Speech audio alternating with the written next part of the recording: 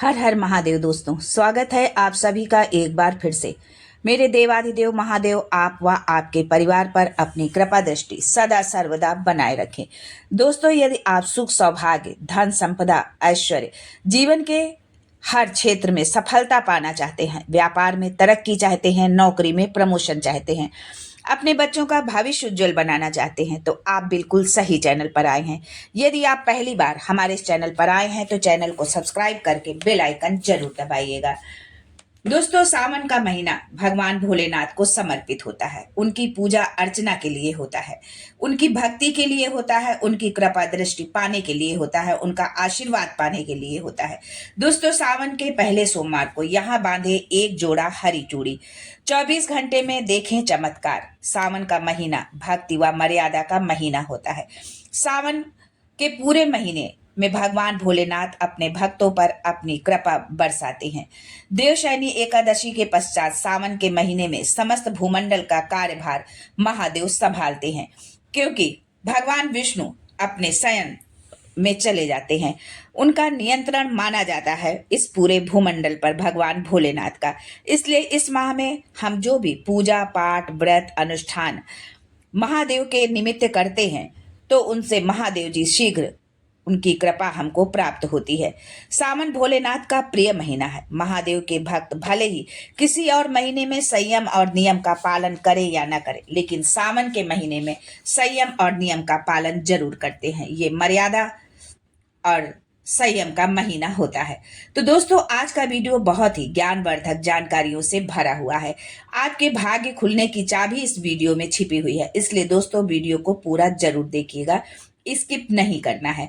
दोस्तों, बहुत ही सरल और कारगर उपाय हम अपने चैनल में बताते हैं, जिससे हर व्यक्ति इसका लाभ उठा सके। सावन के महीने का कुछ विशेष महत्व इस तरह से है। सावन के महीने में ही समुद्र मंथन हुआ था। सावन के महीने में ही माता लक्ष्मी समुद्र से उत्पन्न हुई थी और माता लक्ष्मी को धन की देवी का दर्जा प्राप्त हुआ था सावन के ही महीने में। सावन के महीने में महादेव भूलोक पर आ जाते हैं और भूलोक पर जिनके घर में यथावत शिवलिंग रखे होते हैं, उनके घर में आंशिक रूप में महादेव जरूर आते हैं। इस मास में भगवान विष्णु योग निद्रा में चले जाते हैं, तो सृष्टि का संपूर्ण कार्यभार भगवान भोलेनाथ के ऊपर होता है। दोस्तों, आज हम बताएंगे कि किस वृक्ष पर बांधे 2 जोड़ा हरी चूड़ी, जिससे आपकी हर इच्छा होगी पूरी। इस वृक्ष पर सावन के महीने में हरी चूड़ियां बांधेंगे तो आपकी कामना शीघ्र पूर्ण होगी।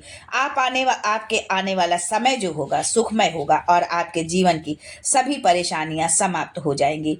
आगे बढ़ने से पहले आपसे रिक्वेस्ट करती हूं कि वीडियो को लाइक करिएगा, दोस्तों को शेयर कर दीजिएगा, और अगर आपने अभी तक चैनल को सब्सक्राइब नहीं किया है तो चैनल को सब्सक्राइब करके बेल आइकन जरूर दबाइएगा। दोस्तों, भगवान भोलेनाथ को ये 3 वृक्ष अत्यंत प्रिय हैं। उनकी पूजा करने से, उनकी आराधना करने से भगवान भोलेनाथ अतिशीघ्र प्रसन्न हो जाते हैं। शिव जी की पूजा करने के समान ही फल प्राप्त होता है अगर हम इन 3 वृक्षों की पूजा अर्चना करते हैं। तो शास्त्रों में कहा गया है कि मानव कल्याण के लिए माता पार्वती और महादेव ने इन वृक्षों के रूप में भूलोक पर अवतरित हुए थे, यानी कि भूलोक में जन्म लिया। दोस्तों, पहले जानते हैं कि सावन में हरी चूड़ी का महत्व क्या है, हरे रंग का क्या महत्व है। हरा रंग सौभाग्य और उल्लास का प्रतीक माना जाता है, जो मन को शीघ्र आनंदित करता है। हरा रंग प्रकृति का स्वरूप माना जाता है। माता पार्वती प्रकृति हैं और भगवान भोलेनाथ को पुरुष माना जाता है। सावन में भगवान शिव को चढ़ाए जाने वाले बेलपत्र, धतूरा, शमी पत्र, ये सब हरे रंग के होते हैं। प्रकृति से भगवान भोलेनाथ शीघ्र प्रसन्न होते हैं। सावन में जो महिला हरे रंग की चूड़ियां पहनती है, हरे वस्त्र धारण करती है, उसे अखंड सौभाग्य की प्राप्ति होती है।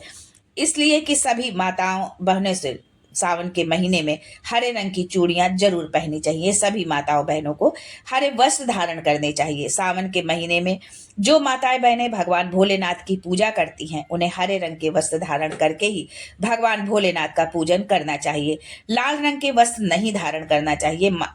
मानना है कि लाल काला इस रंग के वस्त्र धारण करने से भगवान भोलेनाथ नाराज हो जाते हैं। तो इस वृक्ष पर किसी किसी भी जो है सोमवार के दिन आप जरूर बांधे एक जोड़ा हरी चूड़ी। आपका दुर्भाग्य सौभाग्य में बदल जाएगा।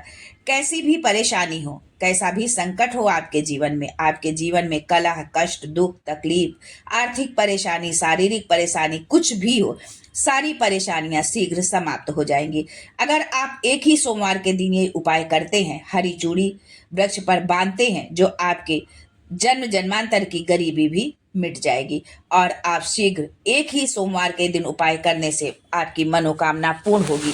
जो भी आपकी मनोकामना होगी, जिस मनोकामना से आप हरी चूड़ी बांध रहे हैं, उस मनोकामना को आप जरूर कहिए। भगवान भोलेनाथ से प्रार्थना करिए कि आपकी वो कामना वो पूर्ण करे। तो दोस्तों, वो कौन से वृक्ष हैं, आइए जानते हैं उसके बारे में। पहला वृक्ष है शमी का। शमी का वृक्ष कोई साधारण वृक्ष नहीं है। शमी का वृक्ष महादेव और माता पार्वती का मिश्रण स्वरूप माना जाता है, इसलिए शमी के वृक्ष को उमा महेश्वर वृक्ष भी कहा जाता है। कई स्थानों पर शमी के वृक्ष को उमा महेश्वर वृक्ष कहा जाता है। पूरे सावन माता पार्वती और भोलेनाथ का वास शमी वृक्ष पर रहता है। सावन में गोधूली बेला पर प्रदोष काल के समय यानी शाम के समय इसे स्पर्श करने मात्र से जीवन के सभी संकट दूर हो जाते हैं। केवल सावन के महीने में छूने से ही आपके जीवन के सब संकट दूर होंगे। अगर शमी वृक्ष के जड़ पर आप कच्चा दूध डालते हैं, कच्चा दूध अर्पित करते हैं, तो भगवान भोलेनाथ प्रसन्न होते हैं। साथ में माता पार्वती का भी आशीर्वाद मिलता है। दोस्तों, धार्मिक महत्व क्या है ये जानते हैं। भगवान श्री राम ने लंका पर आक्रमण करने से पहले शमी वृक्ष की ही पूजा की थी। पांडवों ने अपने दिव्य हथियार भी शमी वृक्ष पर ही छुपा कर रखे थे।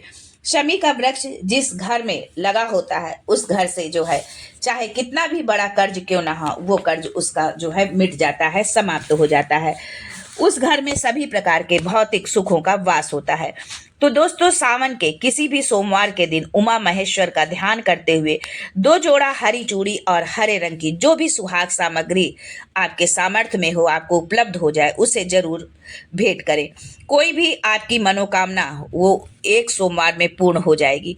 पूरे सावन भर शमी के पत्र अगर आप भगवान भोलेनाथ को चढ़ाते हैं, तो इससे अष्टलक्ष्मी आपके घर में वास करती है। आपके घर में कितनी भी दरिद्रता हो, आपके घर में कैसी भी परेशानी हो, परेशानी समाप्त हो जाती है। पूर्ण रूप से आप भौतिक सुख पाने के योग्य हो जाते हैं। दोस्तों, दूसरा वृक्ष है धतूरे का। धतूरे का वृक्ष भगवान भोलेनाथ के उग्र स्वरूप काल भैरव से उत्पन्न हुआ है। मान्यता है कि शिवलिंग पर धतूरे का पत्ता, पुष्प, फल चढ़ाने से राहु, केतु, शनि का प्रभाव समाप्त हो जाता है।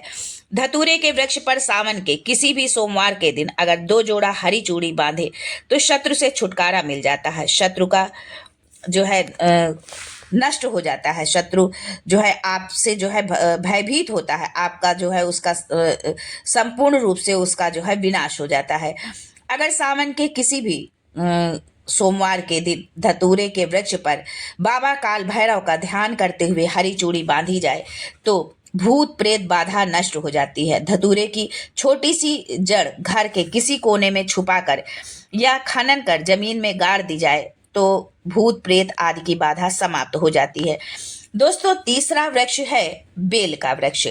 शिव पुराण में लिखते हैं कि बेल का वृक्ष माता पार्वती के पसीने से उत्पन्न हुआ है। जब माता पार्वती का पसीना मंदराचल पर्वत पर गिरा, तो उसने बेल के वृक्ष का स्वरूप ले लिया। माना जाता है कि बेल के वृक्ष के दर्शन मात्र से सभी पाप नष्ट हो जाते हैं। स्पर्श करने से जीवन के सभी कष्ट समाप्त हो जाते हैं। यदि आप भगवान भोलेनाथ को अतिशीघ्र प्रसन्न करना चाहते हैं, उनकी कृपा पाना चाहते हैं, अगर आप महादेव को बहुत सारी सामग्री आप चढ़ा रहे हैं लेकिन बेल का पत्ता नहीं चढ़ा रहे हैं, तो वो प्रसन्न नहीं होते हैं। पूरे सावन बेल की जड़ पर ब्रह्मा का वास होता है। मध्य स्थान में भगवान विष्णु और संपूर्ण स्थान पर भगवान भोलेनाथ का वास माना जाता है। ऐसा भी माना जाता है कि कोई भी साधक सुबह या प्रदोष काल में बेल के वृक्ष की पूजा करता है, बेल की जड़ के पास घी का दीपक जलाए, तो तीर्थों के समान जो है पुण्य की प्राप्ति होती है। जिस तरह से हम किसी तीर्थ स्थान पर हम स्नान करते हैं, उस पुण्य की जो हमें प्राप्ति होती है, वो हमें बेल के वृक्ष पर दीपक जलाने से उस पुण्य फल की हमको प्राप्ति होती है। समस्त तीर्थ बेल के वृक्ष में सावन के महीने में आ जाते हैं। तो दोस्तों, सावन के महीने में किसी भी सोमवार को यदि कच्चा दूध चढ़ाया जाए तो जीवन की परेशानियां मिट जाती हैं। तो प्रदोष काल में बेल के वृक्ष पर एक जोड़ा हरी चूड़ी जरूर बांधें। दोस्तों, आचार्य चाणक्य कहते हैं कि जब पति पत्नी में प्रेम बढ़ता है तो संपन्नता अपने आप खिंची चली जाती है। व्यक्ति से धन दौलत से माला माल हो जाता है। माता लक्ष्मी निवास करती हैं। माता लक्ष्मी जिस घर में निवास करती उस घर में दरिद्रता का वास तो हो ही नहीं सकता। तो आज के लिए बस इतना ही। यदि आपको ये वीडियो और ये जानकारी अच्छी लगी हो तो चैनल को लाइक शेयर सब्सक्राइब करना बिल्कुल भी ना भूलें। कमेंट्स में हर हर महादेव जरूर लिखें। देवादिदेव महादेव आपके जीवन के हर संकट को दूर करे, आपकी हर मनोकामना पूरी करे। इसी प्रार्थना के साथ जो है आज के लिए बस इतना ही। फिर मिलते हैं कुछ नया, कुछ अलग, कुछ अद्भुत लेकर। तब तक के लिए हर हर Mahadev and thanks for watching my video.